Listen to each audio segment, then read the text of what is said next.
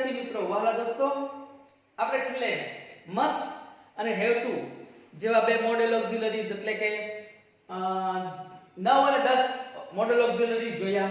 આજે 11મું model auxiliaries જોવા જઈ રહ્યા છીએ. ought to કરવું જ જોઈએ. અહીંયા પણ ફરજ અને કર્તવ્ય સૂચવે છે, ડ્યુટી સૂચવે છે. ડ્યુટી સૂચવવા માટે ought to નો ઉપયોગ થાય છે. ought પછી ખાસ ધ્યાન રાખો, ought પછી to છે એ એને ફોલો કરતા ક્રિયાપદ છે ને એની પછી હંમેશા મૂળ ક્રિયાપદ જ મુકાય છે. દાખલા તરીકે you ought to help your poor relatives, જે ડ્યુટી દેખાડે છે, ફરજ દેખાડે છે કે તમારે તમારા ગરીબ સંબંધીઓને મદદ કરવી જોઈએ. અહીંયા કોઈ એક વસ્તુ કરવી જોઈએ એવી ડ્યુટી દેખાડવા માટે ought નો ઉપયોગ થયો છે. અહીંયા ડ્યુટી દેખાડવા માટે ought નો ઉપયોગ થયો, ફરજ દેખાડવા માટે. Number 2, you ought to exercise regularly. Necessity દેખાડે છે. શરીર તમારું જાડું થઈ ગયું હોય તો ડોક્ટર તમને આવું સૂચન કરે કે તમારે નિયમિત કસરત કરવી જોઈએ, જે નેસેસિટી જરૂરિયાત દેખાડવા માટે અહીંયા ought નો ઉપયોગ કર્યો. તો ought છે એ ડ્યુટી અને નેસેસિટી દેખાડવા માટે વપરાતું ક્રિયાપદ છે. ખાસ નોટ કરો, ought પછી to આવે ને to પછી મૂળ ક્રિયાપદ જ મૂકવાય છે. પછી એવો જ એક શબ્દ છે 12મો નંબર, need, એટલે જરૂરિયાત, આવશ્યકતા દેખાડવા માટે દર્શાવે છે, જેને આપણે અંગ્રેજીમાં રિક્વાયરમેન્ટ કહીએ છીએ. આ આવશ્યક દર્શક ક્રિયાપદ છે એ પોતે સ્વયં એક ક્રિયાપદ છે. દાખલા તરીકે she needs, અહીંયા જો સાદા વર્તમાન કાળનો ઉપયોગ કર્યો છે અને ક્રિયાપદને મેં s લગાવ્યું છે એટલે she needs my help, તેણીને મારી મદદની જરૂર છે. આ ક્રિયાપદને need વાપર્યું એ વર્ગ તરીકે, ક્રિયાપદ તરીકે વાપર્યું, જે મેં સાદા ભૂતકાળનો ઉપયોગ કર્યો, સાદા વર્તમાનકાળનો ઉપયોગ કર્યો, ક્રિયાપદને s લગાવ્યું. તો આ need છે એનો અર્થ પણ જરૂરિયાત થાય પણ એ ક્રિયાપદ તરીકે વપરાણું. પણ હવે આપણે જે need જોઈ રહ્યા છીએ વાલા દોસ્તો, એ મોડલ ઓક્ઝિલરીઝ તરીકે જોવાનું છે અને એની પછી હંમેશા to એને ફોલો કરતું શબ્દ છે, to ફોલો કરતો શબ્દ છે એની પછી હંમેશા મૂળ ક્રિયાપદ મુકાય છે. દાખલા તરીકે you need to improve your English, તારે તારું અંગ્રેજી સુધારવાની જરૂર છે. અહીંયા જો need પછી to વપરાણું. આ મોડલ ઓક્ઝિલરીઝ નો ઉપયોગ મેં કર્યો તમારી સામે. પહેલું ક્રિયાપદ વાપર્યું એ કાળદર્શક ક્રિયાપદ વાપરીને મેં તમારી સામે એનો ઉપયોગ કર્યો. જ્યારે need પછી to આવ્યું તો આ મોડલ ઓક્ઝિલરીઝ થયું, એ ખાસ નોટ કરો. ત્રીજું વાક્ય જુઓ, I need to go to school, મારે શાળાએ જવાની જરૂર છે. ખૂબ આવશ્યકતા હોય મારે જવાની, ઘણું બધું મારું સ્કૂલનું કામ હોય તો હું આ વાક્ય બોલું કે મારે શાળાએ જવાની જરૂર છે. તો અહીંયા need to go એનો ઉપયોગ કર્યો. ખાસ નોટ કરો વાલા દોસ્તો કે need વાળા નેગેટિવ સેન્ટેન્સ આવે એટલે નકાર વાક્ય જ્યારે આવે ત્યારે need માં to વપરાતું નથી. દાખલા તરીકે you need not bring the books, તમારે બુક લાવવાની જરૂર નથી, અહીંયા નોટ વપરાણું. તો આ છે મોડલ ઓક્ઝિલરીઝ એટલે સહાયકારક ક્રિયાપદ તરીકે મેં need નો ઉપયોગ કર્યો એટલે એમાં to વપરાણું નથી. ખાસ ધ્યાન રાખજો વાલા દોસ્તો, જ્યારે નકાર વાક્ય need વાળું આવે અને મોડલ ઓક્ઝિલરીઝ તરીકે એનો ઉપયોગ થયો હોય તો એમાં to મુકાતું નથી, બાકી બધે to મૂકવું પડે છે. પછી નેગેટિવ સેન્ટેન્સ વાક્ય એટલે નકાર વાક્યમાં need પછી to આવતું નથી. એ ખાસ તમારે નોંધ કરવા જેવી છે. need વાળું ક્રિયાપદ છે એ જો નકાર હોય તો એની સાથે to વપરાતું નથી. પછી એ પછીનો 13મો શબ્દ છે dare. dare એટલે કે સાહસ અને હિંમત, કરેજના અર્થમાં વપરાય છે. જ્યારે dare છે, dare પણ આવી રીતે બે રીતે વપરાય છે. dare as verb એટલે એક ક્રિયાપદ તરીકે dare વપરાય, જેનો અર્થ થાય સાહસ કરવું, હિંમત કરવી. dare પોતે એક ક્રિયાપદ છે પણ ખાસ નોટ કરો કે જ્યારે ક્રિયાપદ તરીકે વપરાય ત્યારે dare પછી to જ વપરાય. dare પછી એની સાથે to વપરાય છે અને dare as modal verb એટલે ઓક્ઝી વર્બ તરીકે જ્યારે વપરાય તો એક સહાયકારક ક્રિયાપદ તરીકે વાપર્યું છે અને એ dare એકલું જ વપરાય. જો વર્તમાન કાળમાં વાપરવું હોય તો dare વપરાય અને ભૂતકાળમાં વાપરવું હોય તો there વપરાય. ખાસ નોટ કરો, આ there સહાયકારક ક્રિયાપદ છે. એને પ્રશ્નાર્થ કે નકાર કરવું હોય, ઇન્ટ્રોગેટિવ સેન્ટેન્સ કરવું હોય તો there છે એ જો ક્રિયાપદ તરીકે વપરાય તો there પછી to આવે અને એને પ્રશ્નાર્થ કે નકાર બનાવવા માટે એની સાથે do does કે did વપરાય. વર્તમાન કાળ હોય તો do does વપરાય, ભૂતકાળ હોય તો did વપરાય. જ્યારે there છે એ સહાયકારક ક્રિયાપદ તરીકે વપરાય ત્યારે એની પછી to વપરાતું નથી અને to નથી વપરાતું એટલે સાદો વર્તમાન કાળ એટલે વર્તમાન કાળ હોય તો there મુકાય અને ભૂતકાળ હોય તો did મુકાય. આ રીતે દોસ્તો વાક્ય છે એ સમજીએ. એક વાક્ય તમારી સામે મૂકું છું. she does not dare to go there. તેણીની ત્યાં જવાની હિંમત નથી એટલે તેણીની હિંમતને દેખાડવાનો ઉપયોગ કર્યો તો તેણીની ત્યાં જવાની હિંમત નથી. અહીંયા dare પછી to આવ્યું તો એ શું થયું? મેઇન વર્બ એટલે એ ક્રિયાપદ તરીકે વાપર્યું. આ વાક્યને મેં ક્રિયાપદ તરીકે વાપર્યું, વાક્ય નકાર છે. અને મારે પ્રશ્નાર્થ કરવું હોય તો વર્તમાન કાળમાં આમ પ્રશ્નાર્થ થાય કે does she not dare to go there. ભૂતકાળમાં કરવું હોય તો did she not dare to go there એમ થશે. હવે જોજો ક્રિયાપદ તરીકે વપરાણું એટલે do does અને did વપરાણું પ્રશ્નાર્થમાં. હવે આ જ વાક્યને ઓક્સિલ વર્બ એટલે સહાયકારક ક્રિયાપદ તરીકે વાપર્યું છે. ધ્યાન આપો. she dare not touch the electric wire. તેણી ઇલેક્ટ્રિક વાયરને સ્પર્શવાની કે અડવાની હિંમત તેણીમાં નથી એટલે ઇલેક્ટ્રિક વાયરને અડવાની તેણીમાં હિંમત નથી એવું વાક્ય છે. તો અહીંયા જો નોટ વપરાણું પણ there પછી to વપરાણું નથી એટલે આ કેવું ક્રિયાપદ છે? આ મોડેલ ઓક્સિલરીઝ વર્બ છે. ઉપરનું ક્રિયાપદ there પછી to વપરાણું એટલે મેઇન વર્બ છે. એ કોઈ પણ કાળમાં વાપરી શકાય. જ્યારે મોડેલ ઓક્સિલરીઝ માં there પછી to વપરાય નહીં એટલે એને મોડેલ ઓક્સિલરીઝ છે એમ સમજવું. હવે આ વાક્ય છે એનું પ્રશ્નાર્થ કરવું છે મારે તો સાદા વર્તમાન કાળમાં હું આમ પૂછીશ કે dare she not touch the electric wires એમ પૂછીશ. જો સાદા ભૂતકાળમાં કરવું હોય તો dare she not touch the dared she not touch the electric wires. આ રીતે એનું રૂપાંતર થાય છે. એક બીજી ખાસ વાત સમજો કે અહીંયા need વાળું હેલ્પિંગ વર્બ એટલે સહાયકારક ક્રિયાપદ હોય, need વાળું મોડલ ઓક્સિલરીઝ નું વાક્ય હોય ત્યારે નકાર વપરાય ત્યારે એમાંથી to નીકળી જાય છે. એ ખાસ ધ્યાન રાખો.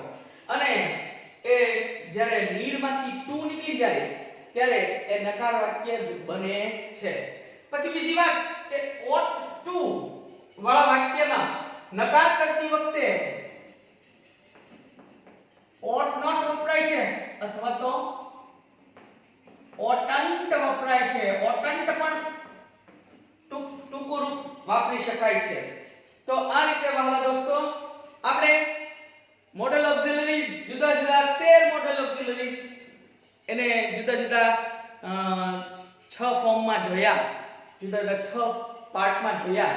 હવે આગળ મોડેલ ઓક્સિલરીઝ ને પ્રશ્નાર્થ વાક્ય, એના નકાર વાક્ય ને એક્ટિવ માંથી પેસિવ માં અને પેસિવ માંથી એક્ટિવ માં કેમ ફેરવવા ઈ આપણે જોઈએ.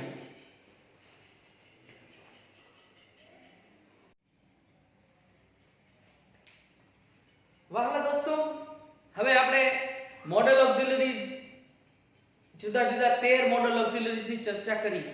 હવે આ મોડેલ ઓક્સિલરીઝ છે એની રચના કેમ થાય, એનો ઉપયોગ કેમ થાય, ક્યાં વપરાય એ બધું જોયું. હવે આ મોડેલ ઓક્સિલરીઝ છે એ પેસિવ કન્સ્ટ્રક્શન વિથ મોડેલ ઓક્સિલરીઝ એટલે સહાયકારક ક્રિયાપદનું પેસિવ રચનામાં કેમ થાય એટલે એક્ટિવ નું પેસિવ મોડેલ ઓક્સિલરીઝ માં કેમ કરીએ ઈ જોઈએ. આપણે એક્ટિવ પેસિવ જોયું તો એમાં આપણે અવશ્ય જોયું હતું આ વાત, પણ છતાં થોડું પુનરાવર્તન કરી લઈએ એટલે તમને થોડુંક રિમાઇન્ડ થઈ જાય, યાદ ફરી પાછું આવી જાય. પહેલું વાક્ય છે you must pay fees in time. તમારે જોઈએ જ. અહીંયા ફરજિયાતપણું દેખાડે છે. નો ચૂકવો તો તમારું નામ નીકળી જાય, એ તો સ્વાભાવિક છે. તો આ મોડ્યુલ ઓક્સિલરીઝ છે અને એક્ટિવ વાક્ય છે. ક્રિયાપદને શું પ્રશ્ન પૂછો તો કર્મ મળે. શું ચૂકવવાની વાત છે? ફી. તો ફી ને આગળ લઈ અને વાક્ય બનાવું છું. આ એક્ટિવ વાક્ય છે, એનું પેસિવ કરવું છે મારે. તો કેમ થશે? તો કે ફીઝ પેસિવ છે એટલે મસ્ટ મૂક્યું, ક્રિયાપદ મૂક્યું, મોડેલ ઓક્સિલરીઝ, પછી બી paid. fees must be paid in time by you. આવું થશે પેસિવ વાક્ય. બીજું વાક્ય, we should finish it as early as possible. આપણે એને જેમ બને તેમ વહેલું પૂરું કરી નાખવું જોઈએ એમ કહે છે. જો તમે આ એક્ટિવ વાક્ય છે કે આપણે એને જેમ બને તેમ વહેલું પૂરું કરી નાખવું જોઈએ. તો આ બે વાક્યનું બનેલું પેસિવ છે, બે વાક્ય છે. as early as possible છે એ વધારાનું વાક્ય છે પાછળથી જોડેલું. તો આ it છે એ કર્મ છે. શું પૂરું કરી નાખવાની વાત છે? તો કે it. તો વાક્યનું રૂપાંતર થશે it should be finished. It should be finished by us as early as possible. એવું બને કે આમાં તમારામાંથી કેટલાક વિદ્યાર્થી એમ કહે કે મારે બાય અસ છેલ્લે મૂકવું છે તો પણ ચાલે વાલા દોસ્તો. ત્રીજું વાક્ય જુઓ, he can drive this car. તે આ ગાડી ચલાવી શકે છે. હવે શું ચલાવવાની વાત છે? this car. this car કર્મ છે ને આગળ લ્યો, પેસિવ બનાવો. this car can be driven by he નું him થઈ જશે. પછીનું વાક્ય ચોથું જુઓ, he could do it easily.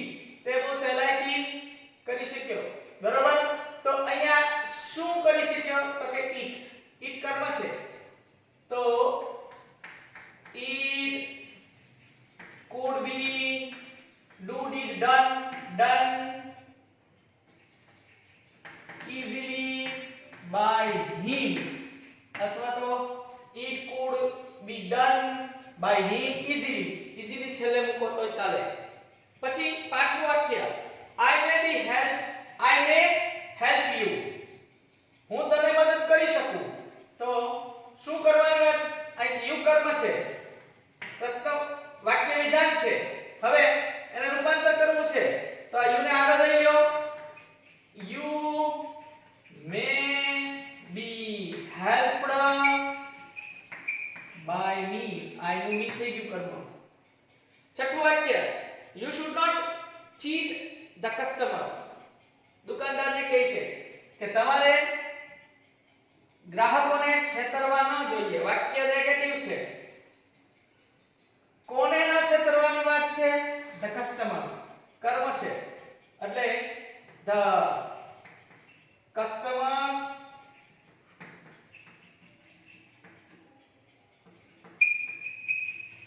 should not be cheated by you. પછીનું સાતમું વાક્ય જુઓ, how can you stop it. તું તેને કેવી રીતે બંધ કરીશ? વાક્ય પ્રશ્નાર્થ છે તો રૂપાંતર કરું. how પ્રશ્નાર્થ વાક્ય પ્રશ્નાર્થ જ રહેશે એટલે how મેં પહેલા મૂકી દીધું. બરોબર? વાક્યમાં ક્રિયાપદ આવવું જ જોઈએ એટલે can મૂકી દીધું. હવે વાત કરવાની છે it ની. it કર્મ છે એને કરતા આગળ લઈ લ્યો. તો how can it be stopped by you. આવું પ્રશ્નાર્થ વાક્ય ફરી પાછું પેસિવ બનશે. પછીનું વાક્ય છે એ પણ પ્રશ્નાર્થ છે. should we not પ્રશ્નાર્થ નકાર છે. thank him આપણે તેનો આભાર ન માનવો જોઈએ. તો આ વાક્યમાં પ્રશ્નાર્થ છે એટલે should ને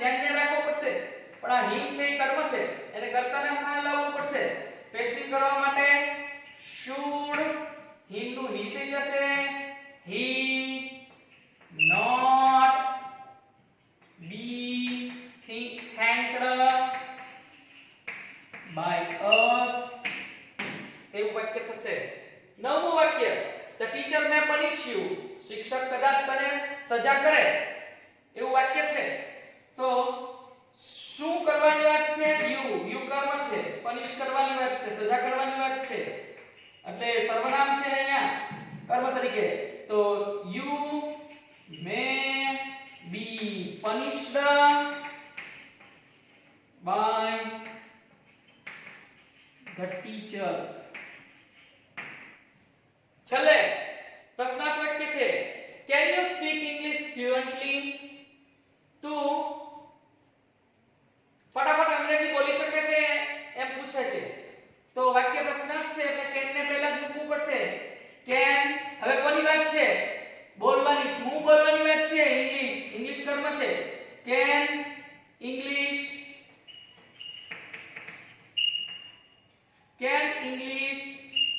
be spoken fluently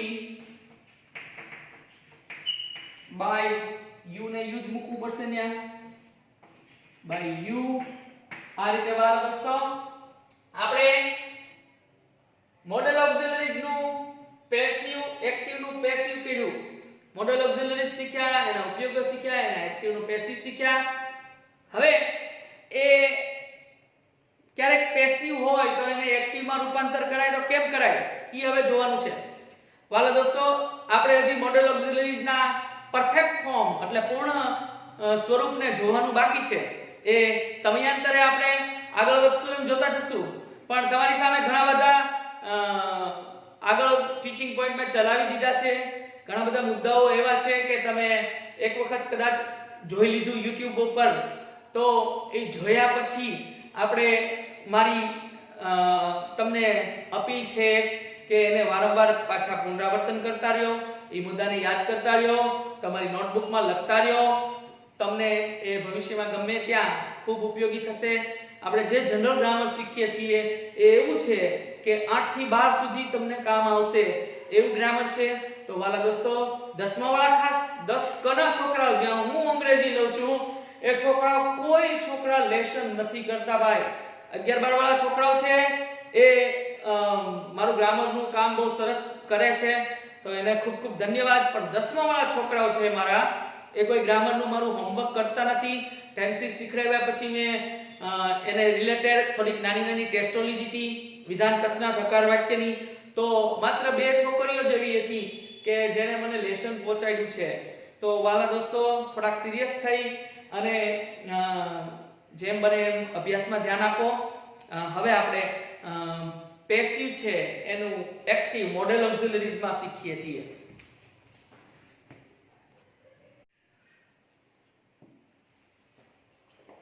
હવે વાલા દોસ્તો ટર્ન ઇન્ટુ એક્ટિવ વોઇસ આ વાક્ય એવા છે બધા કે જે પેસિવ વોઇસ ધરાવે છે એને મારે એક્ટિવ વોઇસમાં ફેરવવાના છે. ક્યારેક એવું બને કે એક્ટિવ નું પેસિવ પૂછાય એમ પેસિવ નું એક્ટિવ પણ પૂછે તમને તો તમને ઓટોમેટિક આવડી જશે. એક્ટિવ નું પેસિવ આવડશે તો પેસિવ નું એક્ટિવ ઓટોમેટિક આવડી જશે. તો તમારી સામે કેટલાક વાક્યો મૂક્યા છે મોડેલ ઓક્સિલરીઝ ના. એ પેસિવ માં છે અને એક્ટિવ માં રૂપાંતર કરવાના છે. પહેલું વાક્ય છે it must be done again by you. તે તારા દ્વારા ફરીથી થવું જ જોઈએ એવું વાક્ય છે. વાક્ય પેસિવ છે કેમ ખબર પડે છે? પ્રિપોઝિશન બાય છેલ્લે લાગે છે, છેલ્લે કર્મ છે. હવે તમે શું કરતા હતા? એક્ટિવ માંથી પેસિવ માં રૂપાંતર કરવા માટે કર્મ ગોતતા હતા. એક્ટિવ નો કર્મ પેસિવ ના કર્તાના સ્થાને, એક્ટિવ નો કર્તા પેસિવ ના કર્મને સ્થાને, આગળ પ્રિપોઝિશન બાય. તો હવે મારે શું કરવું પડશે? અહીંયા આ જે કર્મ છે એને કર્તાના સ્થાને મૂકવો પડશે. આ કર્તા છે એને અહીંયા કર્મને સ્થાને લઈ જવો પડશે. જો સાદો વર્તમાન કાળ હોય તો is am are વત્તા ભૂતકૃદંત મુક્તતા, was were વત્તા ભૂતકૃદંત મુક્તતા. સાદો ભૂતકાળ હોય તો shall be વત્તા be વત્તા ભૂતકૃદંત મુક્તતા. એક્ટિવ નું પેસિવ કરવા માટે. હવે પેસિવ નું એક્ટિવ કરવા માટે મારે શું કરવું પડશે? એનીથી ઉલટું કરવું પડશે. તો પહેલું વાક્ય છે મોડેલ ઓક્સિલરીઝ છે. અહીંયા must be વત્તા ભૂતકૃદંત મુકાણું છે. must be વત્તા ભૂતકૃદંત મુકાણું છે. તો અહીંયા he him છે એનું અહીંયા રૂપાંતર કરીશ તો શું થશે? he must આ બી નીકળી જશે. હવે ડન છે, ડુ ડીડ ડન, તો એનું મૂળ ક્રિયાપદ ડુ માં રૂપાંતર થશે. he must do, શું એ પૂરું કરશે? તો કે આ કર્મને મારે આ જે એક્ટિવ નો અહીંયા કરતા છે કે પેસિવ નો, એને કર્મને સ્થાન અહીંયા લઈ જવો પડશે. તો he must do it again, એવું વાક્ય થયું. બીજું વાક્ય જુઓ, birds should not be kept in cage, પક્ષીઓને પાંજરામાં રાખવા ન જોઈએ. હવે જો તમે ક્યારેક વાક્ય પેસિવ છે કેમ ખબર પડી? તો કે should વપરાણું, વાક્યમાં નોટ એટલે નકારે છે, પછી be વપરાણું અને keep kept, તો kept વપરાણું ભૂતવિધન છે. અહીંયા ક્યારેક તમને પરીક્ષક એવું પૂછે, આવું વાક્ય પૂછે, તો જો તમને પહેલા આ વાક્ય છે એ પેસિવ છે એ નહીં સમજાય. શું કામ? કારણ કે અહીંયા બાય મૂક્યું નથી. બાય એટલે કર્મ, જેને એજન્ટ કહેવાય છે. આ એજન્ટ વગરનું પેસિવ વાક્ય છે. એનું એક્ટિવ કરવું હોય તો મારે ટુ બી સ્ટિમ્યુલસ, મારે ધારી લેવું પડશે. તો અહીંયા મારે ધારી લેવું પડશે બાય શું હોઈ શકે? તો birds should not be kept in cages, પક્ષીઓને પાંજરામાં મૂકવા ન જોઈએ. કોણે ન મૂકવા જોઈએ? તો કે આપણે ન મૂકવા જોઈએ. કોણે ન મૂકવા જોઈએ? તો કે લોકોએ ન રાખવા જોઈએ. તો અહીંયા બાય અસ આપણા મગજમાં ઉતારી લેવું પડે, જે છે નહીં આપણે ધારી લેવું પડે. અથવા બાય પીપલ, બાય હ્યુમન બીઈંગ્સ, તમામ માણસો આવું કામ કરે છે એટલે બાય હ્યુમન બીઈંગ્સ, આવું કંઈક આપણે ધારી લેવું પડે. તમે જે ધારશો એ તમારું સાચું પડશે. તમારું સ્ટિમ્યુલસ અહીંયા નહીં હોય તો તમને પેસિવ વાક્ય નું એક્ટિવ બનાવતા આવડશે નહીં. વાક્ય પેસિવ છે, એને એક્ટિવ બનાવવું છે, પણ એને એજન્ટ મૂક્યો નથી, કર્મ મૂક્યો નથી અહીંયા. એટલે અહીંયા જો મૂક્યો નથી એટલે તમને મુશ્કેલી પડે, એટલે ત્યાં તમારે ધારીને મૂકવું પડશે. બાય અસ એટલે કોણ? અસ એટલે અહીંયા અસ નું શું થાહે? તો અહીંયા અસ નું વી થશે. તો we should not, આ બી will you, we should not. હવે કેપ નું કીપ થઈ જાહે. કીપ કોને ન રાખવા જોઈએ? તો કે birds in cages, આપણે પક્ષીઓને પાંજરામાં રાખવા ન જોઈએ. આવું વાક્ય થયું. ત્રીજું વાક્ય જુઓ, wild animals must not be killed, જંગલી પ્રાણીઓને મારવા ન જોઈએ. કોણ મારે છે? તો કે હ્યુમન બીઈંગ મારે છે. કોણ મારે છે? તો કે પીપલ મારે છે. અહીંયા જોઈએ ને બાય આપ્યું નથી, તો અહીંયા આપણે સ્ટિમ્યુલેશન કરવું પડશે. કોણ મારે છે? માણસ મારે છે. By people, by us, by human being, જે તમે સ્ટિમ્યુલેશન કરો એ તમે ત્યાં મૂકી શકો છો. તમારા બધાનો જવાબ જુદો જુદો હોઈ શકે એવું બને. તો વાક્યનું પેસિવ કરવું છે, શું કરીશ? પેસિવનું એક્ટિવ કરવું છે, શું કરીશ? તો કે people must not, આ બી નીકળી ગયું. આ ભૂતવિધન છે તો એને મૂળ ક્રિયાપદમાં રૂપાંતર કરવું પડશે, કારણ કે મોડેલ ઓક્સિલરી સાથે મૂળ ક્રિયાપદ વપરાય. must not kill wild animals.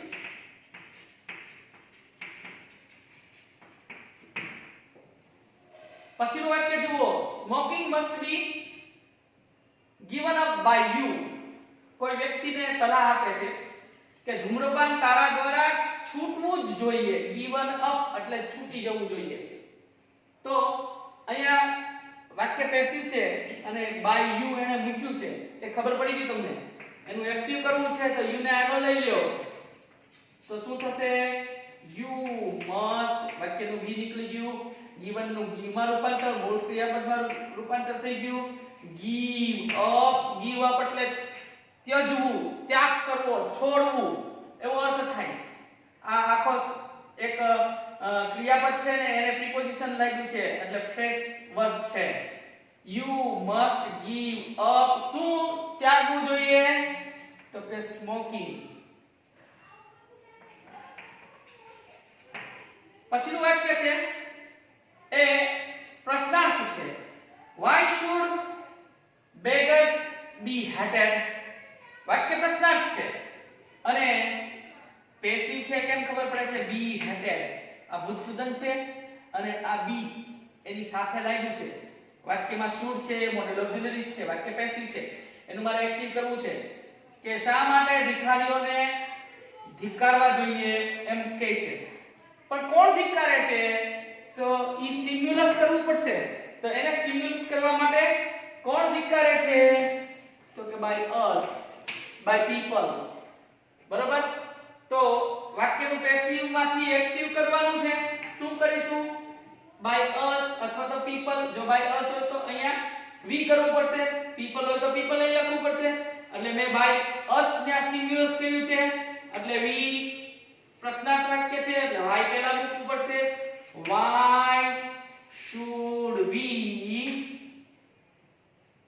why should we have એટલે ધિક્કારવું beggars.